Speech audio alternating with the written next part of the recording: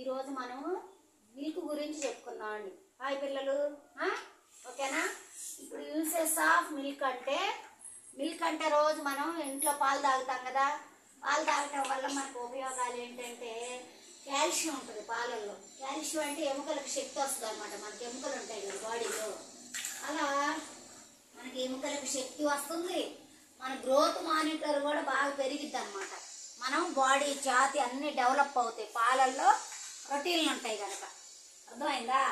Calcium ఉంటుంది, మనకి శక్తినిచ్చే గుణం ఉంటుంది పాలల్లో. అలాగా పాల వల్ల చాలా యూస్ ఉంది అనమాట మనకి, ఓకేనా?